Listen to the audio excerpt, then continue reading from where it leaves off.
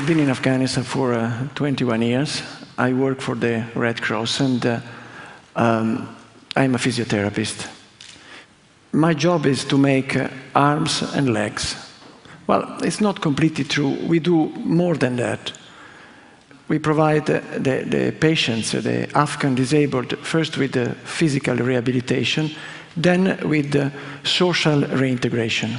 It's a very logical plan, but it was not always like this. For many years, we were just providing them with artificial limbs. It took quite many years for the program to become what it is now. Today, I would like to tell you a story, the story of a big change, and the story of the people who made this change possible. I arrived in Afghanistan in 1990 to work in a hospital for war victims, and then not only for war victims, but it was for any kind of patient. I was also working in the orthopedic center. We call it like this, is the place where we make the legs. At that time, I found myself in a strange situation. I felt quite not ready for that job. There was so much to learn. There were so many things new to me, but it was a terrific job. But as soon as the fight intensified, the physical rehabilitation was suspended. There were many other things to do. So the orthopedic center was closed because physical rehabilitation was not considered a priority.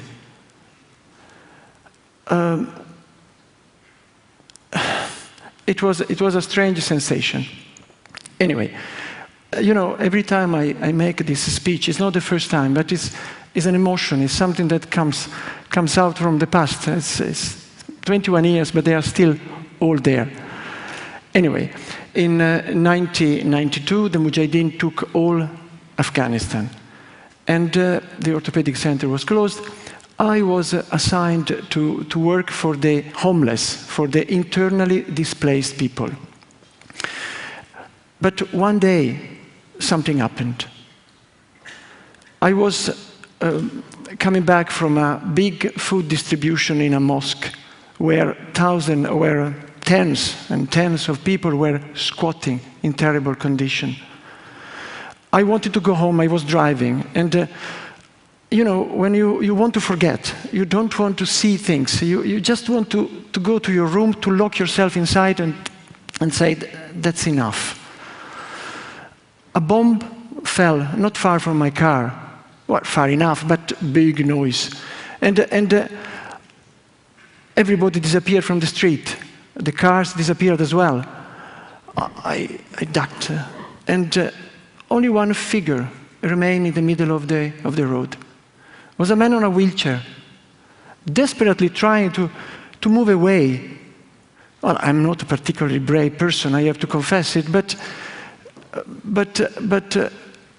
I could not just ignore him. So I stopped the car, and I went to help. The man was without legs and only with one arm. Behind him there was a child, his son, red in the face, in the effort to push the father. So I took him to a safe place, and I asked, what are you doing out in the street in this situation? I work, he said. I wonder what work. And then I asked even more stupid question, why you don't have the prosthesis? Why you don't have the artificial legs? And he said, the Red Cross has closed. Well, without thinking, I told him, come tomorrow, we will provide you with a pair of legs.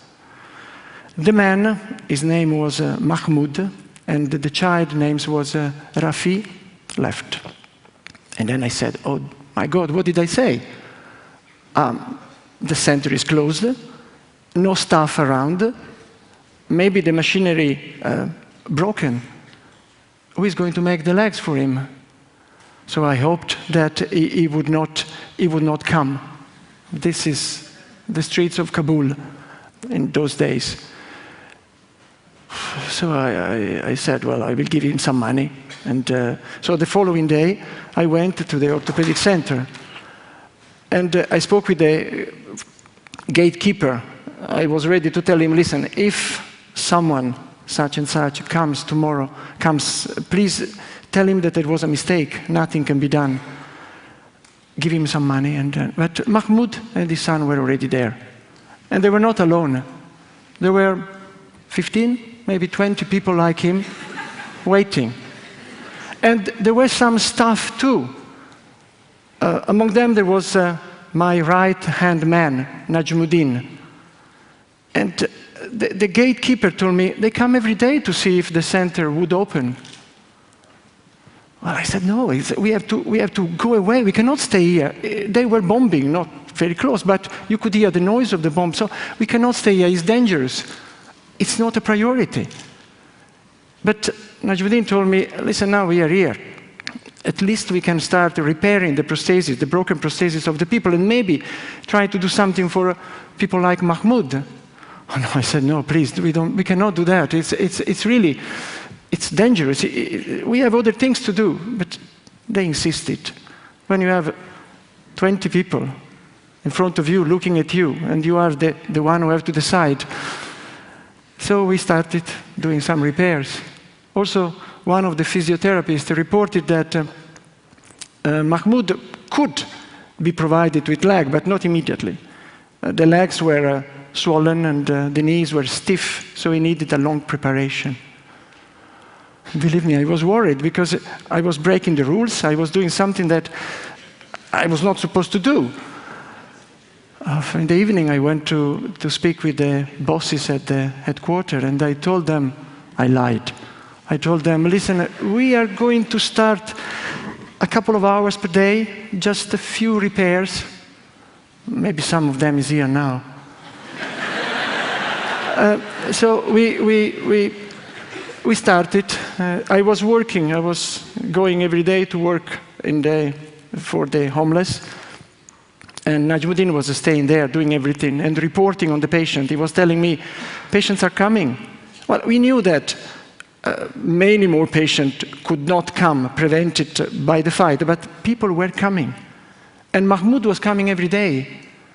And slowly, week after week, his legs were improving, the stump were cast, prosthesis made, and he was starting the real physical rehabilitation. He was coming every day, crossing the front line. A couple of times I crossed the front line in the very place where Mahmoud and his son were crossing. I tell you, it was something so sinister that I was astonished. He could do it every day. But finally, the great day arrived. Mahmoud was going to be discharged with these new legs. It was April, I remember, a very beautiful day. April in Kabul is beautiful, full of roses, full of flowers. We could not stay possibly indoors with all these sandbags at the windows. Very sad, dark. So we chose a small spot in the garden, and Mahmoud put on his prosthesis. The other patients did the same, and they started practicing for the last time before being discharged. Suddenly, they started fighting. Two groups of mujahideen started fighting. We could hear in the air, the bullet passing. So we dashed, all of us, towards the shelter. Mahmoud grabbed his son, I grabbed someone else. Everybody was grabbing something, and we ran. 50 meters can be a long distance if you are totally exposed. But we managed to reach the shelter. Inside, all of us panting, we sat a moment, and I heard Rafi telling his father, "Father, you can run faster than me." And Mahmoud, "Of course I can. I can run, and now you can go to school. No need of staying with me all the day pushing my wheelchair." Later on, we took them home, and I will never forget Mahmoud and his son walking together, pushing the empty wheelchair. And then I understood. Physical rehabilitation is a priority. dignity cannot wait for better times. Well, I met, from that day on, we never closed a single day. Well, sometimes we suspended for a few hours, but we never closed it again. I met Mahmoud 1 year later. He was in good shape, a bit thinner. He needed to change his prosthesis, a new pair of prostheses. I asked about his son. He told me he's at school, he's doing quite well. But I understood he wanted to tell me something. So I asked him, so what is that? He was sweating. He was clearly embarrassed. And he was standing in front of me, his head down. He said, you have taught me to walk. Thank you very much. Now help me not to be a beggar anymore. That was the job. My children are growing. I feel ashamed. I don't want them to be teased at school by the other students. I said, okay. I thought, how much money I have in my pocket? Just to give him some money. It's the easiest way. He read my mind. And he said, I ask for a job. And then he added something I will never forget for the rest of my life. He said, I am a scrap of a man, but if you help me, I'm ready to do anything, even if I have to crawl on the ground. And then he sat down. I sat down too, with the goosebumps everywhere. And legless, with only one arm, illiterate, unskilled. What job for him? Najmuddin told me, well, we have a vacancy in the carpentry shop. We can, what? I said, stop. Well, yeah, we need to increase the production of feet. We need someone, to employ someone to glue and screw the sole of the feet. We need to increase the production. Excuse me? I could not believe. And then he said, no, we can modify the workbench, maybe to put a special stool, a special anvil, a special vise, and maybe an electrical screwdriver. So I said, listen, it's insane. And it's even cruel to think of anything like this. That's a production line, and a very fast one. It's cruel to offer him a job knowing that it's going to fail. But with Najmuddin, we cannot discuss. So the only things I could manage to obtain was a kind of compromise. Only 1 week. 1 week try, not a single day more. 1 week later, Mahmoud was the fastest in the production line. I told Najmuddin, that's a trick. I can't believe it. The production was 20% up. It's a trick, I said. And then I asked for a verification. It was true. The comment of Najmuddin was, Mahmoud has something to prove. I understood that I was wrong again. Mahmoud had looked taller. I remember him sitting behind the workbench, smiling. Was a new man, taller again. Of course, and I understood that what made him stand tall. Yeah, wear the legs, yes, thank you very much. But as a first step, it was the dignity. He has regained his full dignity thanks to that job.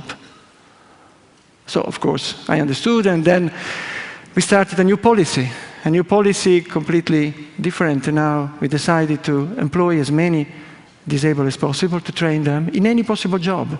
It became a policy of positive discrimination, we call it now. And you know what? It's good for everybody. Everybody benefits from that. Those employed, of course, because they get a job and dignity. But also for the newcomers. There are 7,000 every year. People coming in for the first time. And you should see the face of these people when they realize that those assisting them are like them. Sometimes you see them, they look, oh, and you see the face, and the surprise turns into hope. And it's easy for me as well to train someone who has already passed through the experience of disability. Poof, they learn much faster. The motivation, the empathy they can establish with the patient is completely different, completely. Scrap of men do not exist.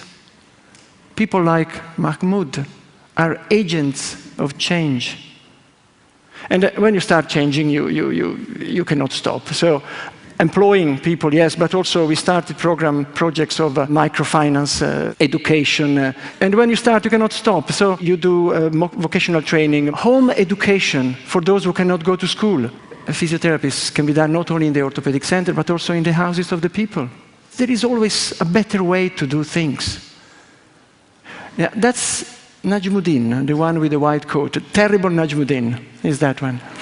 I have learned a lot from people like Najmuddin, Mahmoud, Rafi. They are my teachers. I have a wish, a big wish, that this way of working, this way of thinking is going to be implemented in other countries. There are plenty of countries at war like Afghanistan. It is possible, and it is not difficult.